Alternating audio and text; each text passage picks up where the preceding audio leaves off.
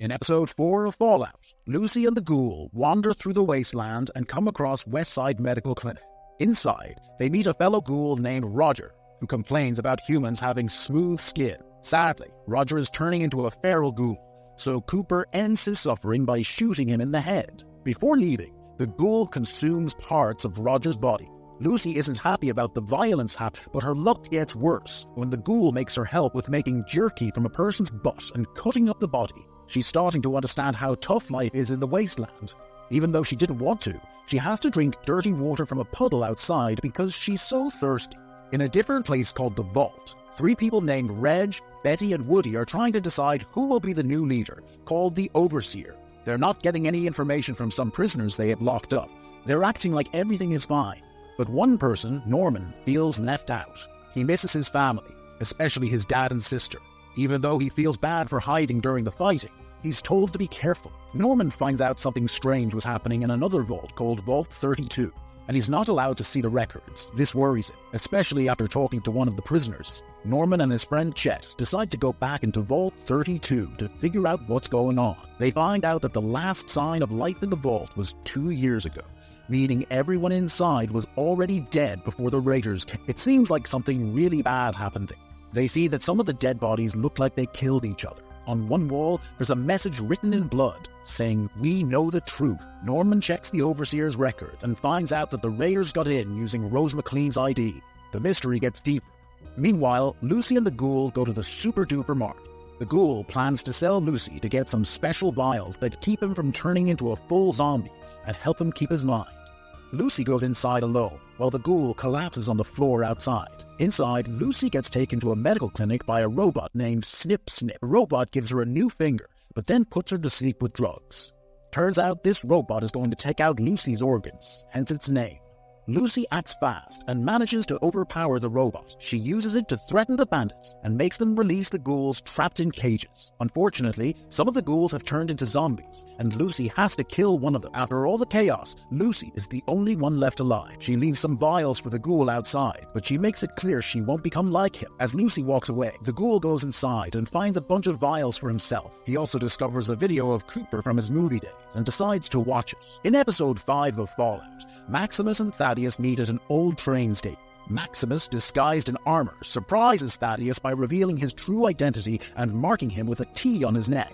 Thaddeus feels betrayed and fears that the Brotherhood will now see him as an enemy. Maximus thinks Thaddeus is untrustworthy, so he plans to kill him. But Thaddeus outsmarts Maximus by disabling the armor, leaving Maximus trapped inside it. Unable to escape, Maximus is stuck.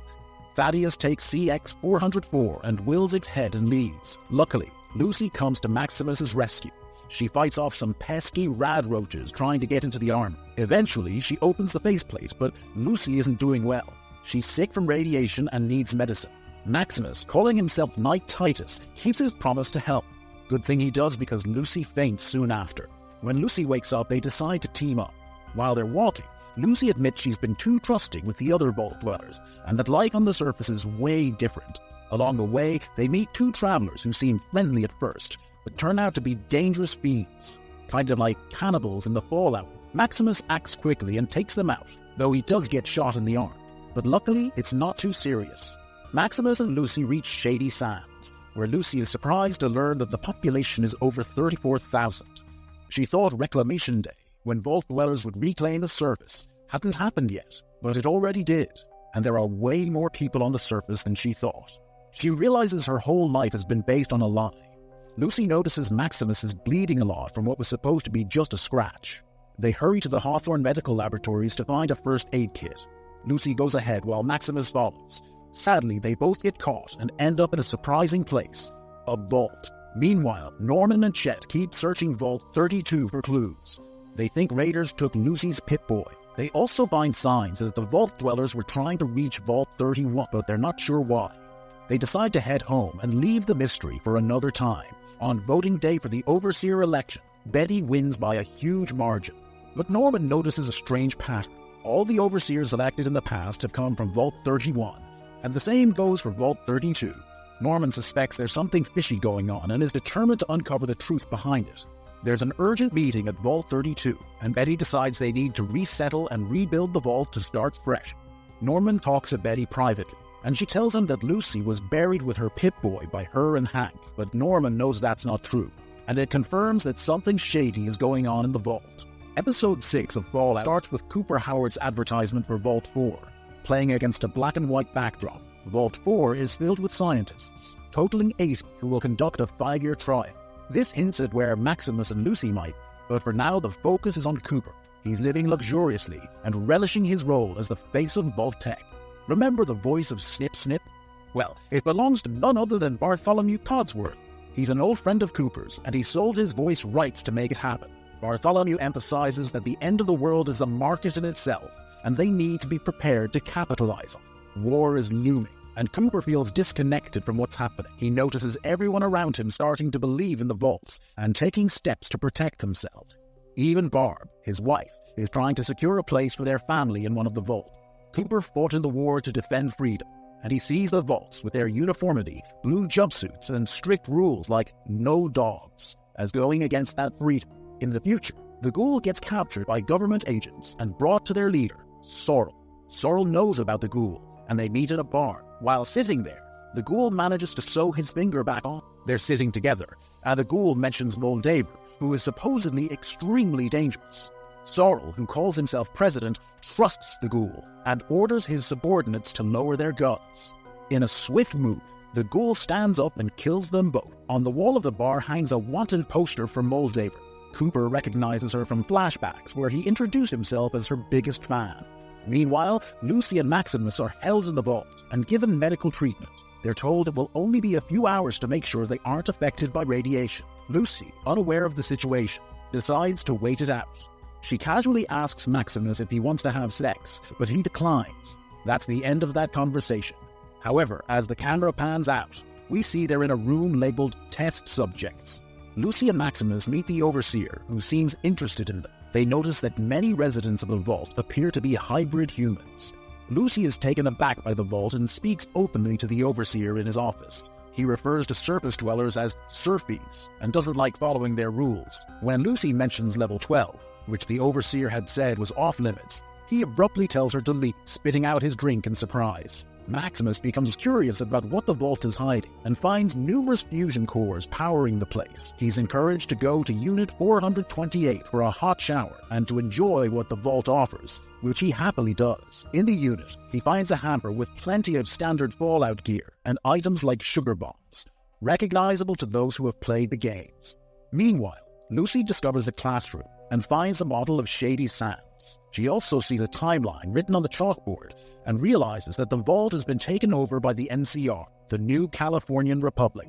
The music swells with the familiar motif from the Fallout theme, creating a nice moment overall. Lucy and the other vault dwellers are summoned to a meeting to participate in a surface dweller tradition. This tradition involves everyone stripping down and worshipping the Flame Mother, which includes ritualistic chanting and covering themselves in the ashes of those they've lost. They also drink blood as part of the ritual, which shocks Lucy, who is just along for the ride. Getting frustrated with Maximus's lack of concern, Lucy decides to investigate Floor 12 to prove that something is wrong in the vault. She's determined to shatter Maximus's idealistic view of the vault, which is clearly not the utopia he thought it was. However, when a scientist catches her, Lucy is exposed and struggles to defend herself. Birdie, the leader, arrives and manages to overpower Lucy while Maximus remains unaware in his room.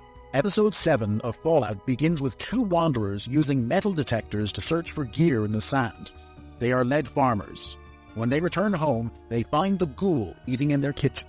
The homeowner is not pleased, but he agrees to answer Cooper's questions. It turns out Tommy, the farmer's son, is involved with Moldaver and her crew. He strongly believes in her mission to fix up the world. Unfortunately, he's also roped in his older brother, Rufus, who's now dead because of the ghoul. Tommy reluctantly reveals that Moldaver is up at the observatory. However, due to his strong beliefs and quick temper, he ends up shot in the stomach. Back in the past, Cooper has a disagreement with Moldaver, who mentions that she knows Barb. Intrigued, they walk together. Barb explains that America has been in a resource war for over 10 years. Vault-Tec supposedly has the means to end the war, and she wants Cooper's help to retaliate against Vault-Tec and indirectly his wife. She also believes that those who aren't communists are crazy. Cooper bugs the Pip-Boy when he goes home, wanting to find out what his wife might be hiding. Moldaver's words stick with him, and he becomes suspicious of Barb. From then on, he keeps a close watch on her. Meanwhile, Lucy is handcuffed inside Vault 4. They show her a tape of the scientists, including Overseer Hawthorne, being attacked by a gulper, which escapes. It seems they were hybridizing humans with creatures resistant to radiation to make them able to withstand high radiation levels. However, the experiments went wrong, and the creatures ended up killing the scientists. The creatures reveal that they have taken control of the vault and inquire about the experiments happening in Vault 33. When Lucy says there isn't one, they arrest her. As she's being taken away, they pass Maximus's room. He stops eating popcorn and starts working on freeing her. Lucy is easily located and brought before the entire vault to face punishment for her actions. She is sentenced to death, but instead of being executed, she's banished to the surface. The sword, typically used for decapitation by the Overseer, is used to cut her bindings instead. They also give her 2 weeks' worth of supplies. Lucy asks Maximus to stay in the vault, but he misunderstands and instead shuts down the fusion cores and bursts in wearing his Brotherhood armor, causing chaos. Lucy intervenes and stops him, and he awkwardly apologizes. Eventually, he leaves after taking a fusion core. Lucy is upset and convinces him to return it. Maximus feels uncomfortable without the armor, but he agrees reluctantly. Lucy encourages Maximus, and they agree to search for Wilzig's head. Meanwhile, Thaddeus discovers a nearby gas station and leaves CX-404 inside a Nuka-Cola box. Leaving the dog behind, Thaddeus listens to the radio and later arrives at a pharmacy. The doctor agrees to treat him in exchange for a fusion core. The doctor grins crazily, and those paying attention might remember seeing him before when he passed Lucy in Philly. Thaddeus gets his foot fixed up and is directed towards Shady Sands. As the doctor hurries away, the ghoul finds CX-404 and uses him to locate Thaddeus. He calls the dog Dogmeat as a reference to Fallout 4, and they set off together. Thaddeus uses a radio while waiting for his ride, but he gets impaled through the neck just as Lucy and Maximus arrive. It turns out the concoction from the doctor has turned him into a ghoul. So, while he can recover from serious wounds, he now needs the vials to stay healthy. Maximus agrees to give Thaddeus some time to leave, and as they part ways, he kisses Lucy. Maximus plans to delay their pursuers, while Lucy rushes off, saying she'll meet him at Vault 33. In Vault 33, a surprising twist occurs. The raiders have all been killed with rat poison, and the orderly is arrested for it. Betty is behind this scheme.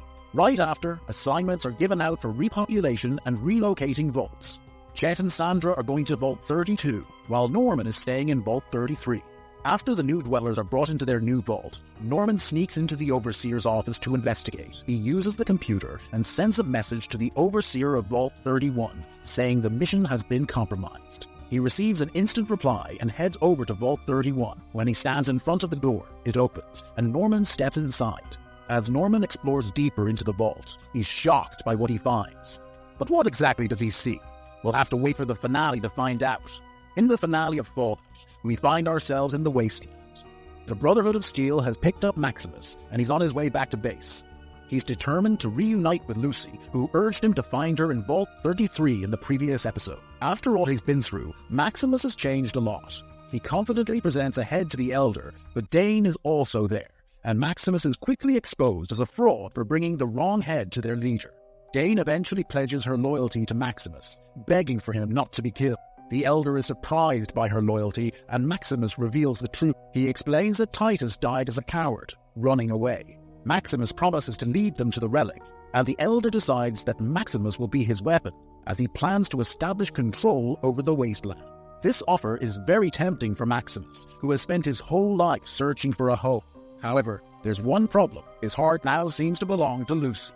Lucy arrives at Moldaver's base, and is taken to her father, who is alive but kept in a cage. He offers Moldaver some food, and invites her to sit down and join them. Lucy hands over the severed head, and while Moldaver inspects it, she asks for her father to be returned.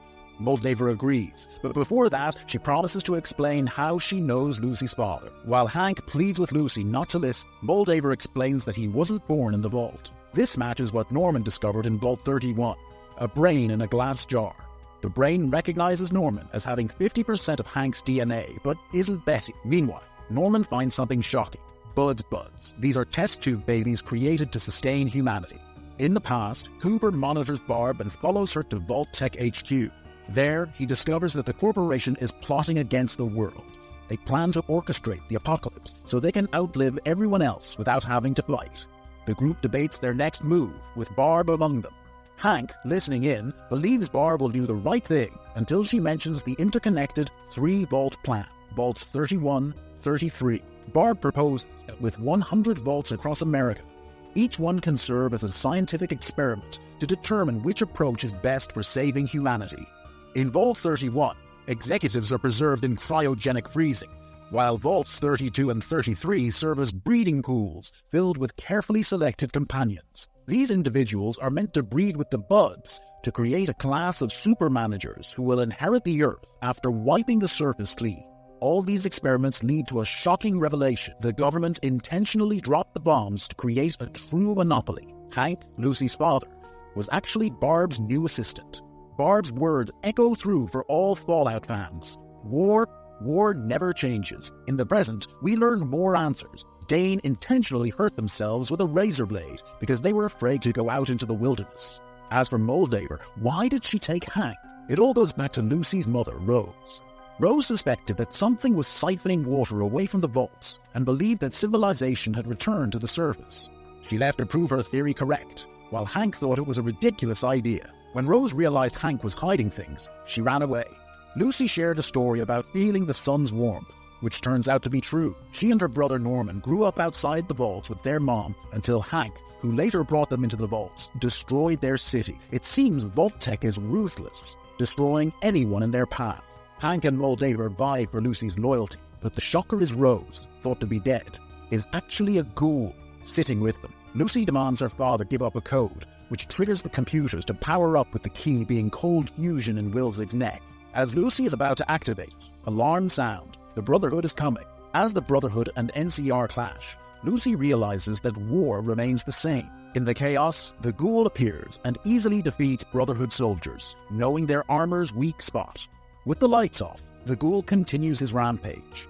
The fight moves to the rooftop, where Maximus confronts Lucy. Maximus frees Hank, but turns against him upon learning his role in the Shady Sands incident. Hank, now wearing Brotherhood armor, knocks out Maximus and tries to take Lucy, but she grabs a gun. Suddenly, the ghoul arrives. Cooper confronts Hank, demanding to know where his family is. Instead of answering, Hank escapes by flying off the roof. Cooper is left with no answers, but he decides to team up with Lucy to find Hank and uncover any other secrets he may be hiding, even if it means confronting their creators. Lucy, now determined, Mercy kills her mother Rose and joins forces with the gunslinger. She says goodbye to Max, who is unconscious, with a kiss and a casual "okay dokie" before leaving. Meanwhile, Norman finds himself stuck in Vault 31. His only apparent option is to put himself into one of the sleep pods. We don't see much more of him as the focus shifts to Max, waking up after the fighting. Moldaver, still alive but gravely wounded, mutters Rose before activating the cold fusion, restoring power to the nearby city. Sadly, Moldaver dies from her injuries shortly after. Dane arrives, believing Max killed Moldaver, and is hailed as a hero. Max's loyalty begins to waver, uneasy about the Brotherhood's intentions with unlimited power. Meanwhile, Lucy and the gunslinger reach Hollywood Wasteland. As they press on, we see Hank reaching a settlement that fans of the games will recognize as New Vegas.